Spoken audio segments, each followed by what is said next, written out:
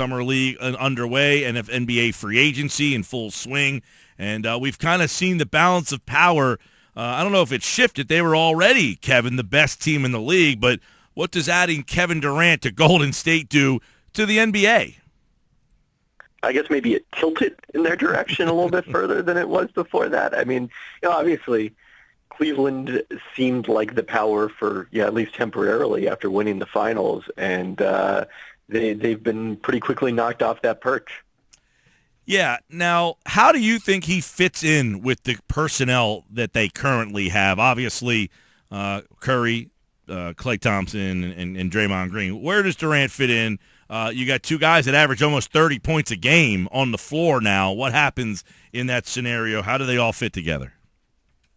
Well, it's going to be an adjustment, certainly, but I wouldn't necessarily say it's the issue is going to be one of fit, because what makes this partnership so much different, I think, from the big three in Miami is the fact that, all four of these guys, maybe to a lesser extent Draymond Green, but all of them can be effective without the ball in their hands. They don't need to have the ball to be the superstars that they are because of the fact that they're such great shooters. So all of a sudden, you're running two-man actions with Durant and Steph Curry, and how our defense is going to account for that.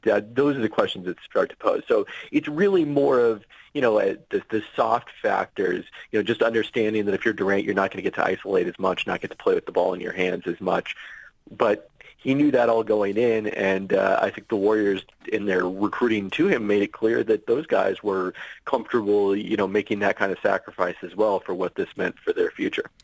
Kevin Pelton, ESPN.com, and I want to get your take now on Wade and what's the best fit for him. Is Miami in a spot where they're looking at Golden State and they're looking at what's going on and just saying, you know what, we can't compete.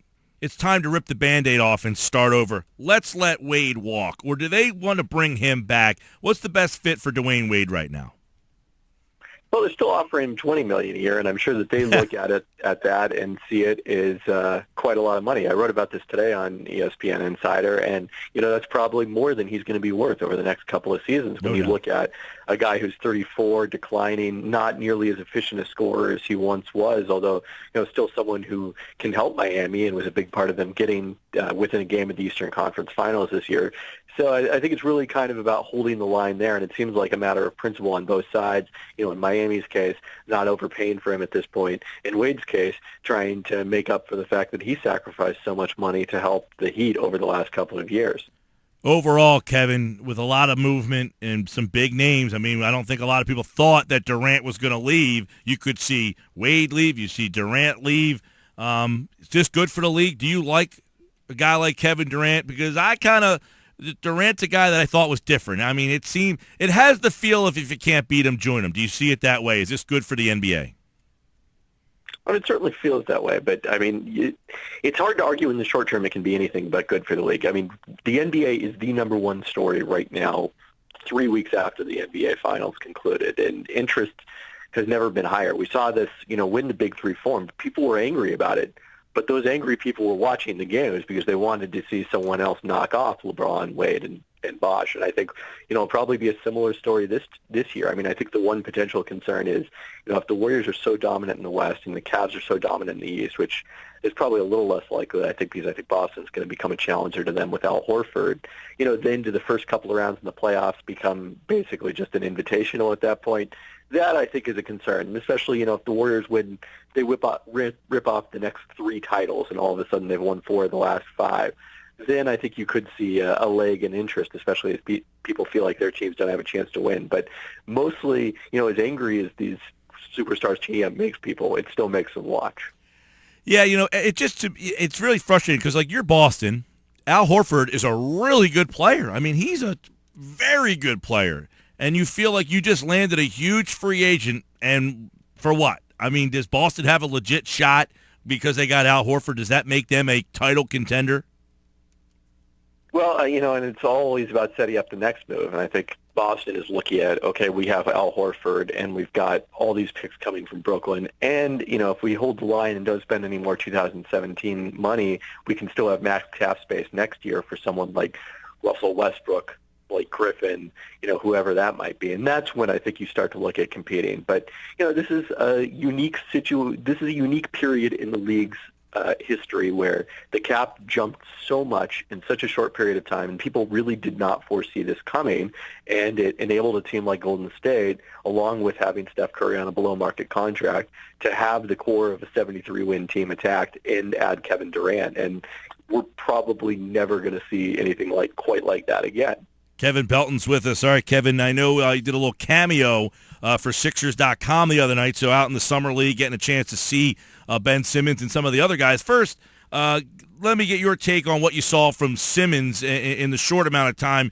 Looked like a guy who, he's not going to score 30, but, boy, he stands out even though he's not a big-time scorer.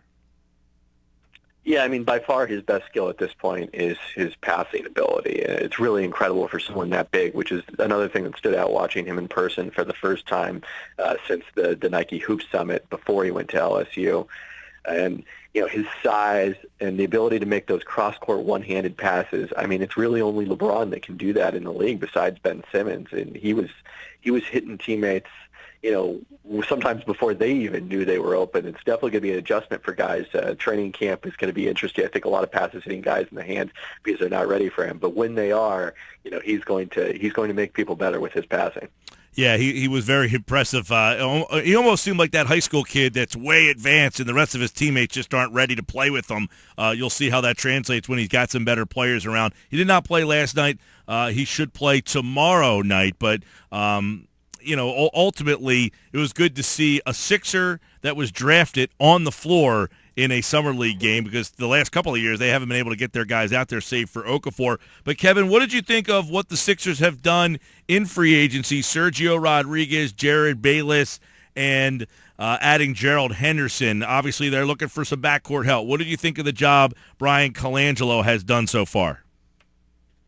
Well, it was about what I expected, I would say, in terms of really trying to go out and get veterans on the wing and at point guard, and especially, other than Rodriguez, Jared Bayless projects as a guy I think who makes a lot of sense alongside Ben Simmons if you're using him as a point guard, because, he can play off the ball, can shoot the three, and then he ends up most likely defending point guards while Simmons defends someone bigger.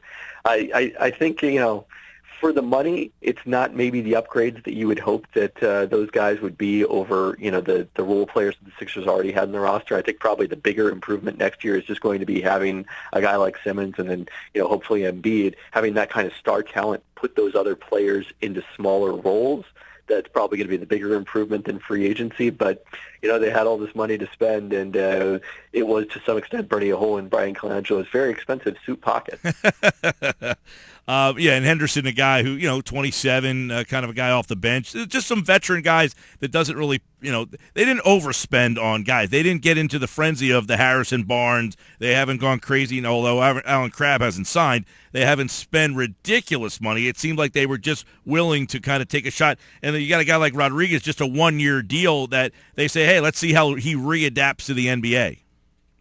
Yeah, I really like the value there. I mean, I think that, based on his performance in Spain and in the EuroLeague, he translates as probably the third best point guard in this market after Jeremy Lin and Deron Williams. So to get him at 1 year, $8 million, when other people are paying that kind of money for a backup point guard for several years, was probably my favorite, I think, of those signings so far. The one guy I was kind of disappointed to not see them go after, and who knows, maybe it'll still happen, but it seems like the backcourt and just the roster in general is getting a little crowded, is Langston Galloway, who I thought also would have fit well in that role alongside Ben Simmons, and then is a bit younger than a guy like Jared Bayless. Anybody else on that Sixers Summer League team? Wood's interesting to me. Here's like a stretch five almost. Scores 20, plays well in the D-League, but when he gets his opportunity, it shows you the difference between a Summer League game, a D-League game, and an NBA game. But maybe him, but does anybody else stand out to have a shot? Well, then Rashawn Holmes, among the guys who have already been on the Sixers roster, was very impressive on Monday night with his rim protection. I like a lot of the undrafted guys that they brought in. Alex Caruso was someone that I thought should probably have gone in the second round if you were just going by sheer talent. Although by that point, a lot of the time it's, can we stash you overseas or in the D League and maintain your rights because you might not make the roster right away anyway. He hasn't really been outstanding so far, but you see that he's kind of a little bit of a T.J. McConnell-ish type point guard, someone else who can play off the ball, a little bigger defensively, can defend multiple positions. And then James Webb, I thought, has been really impressive. Another guy I thought could have got drafted in the second round. Good athleticism and smooth form, I think, on his three-pointer, although they haven't necessarily gone in at a high rate. All right, Kevin Pelton, the Sixers, by the way, Summer League continues against the Jazz Thursday at K. Pelton on Twitter. Read his piece on Dwyane Wade. It's really good. ESPN.com. Is Dwyane Wade really worth $50 million? Great article, Kevin. Good stuff, man. All right, thanks for having me.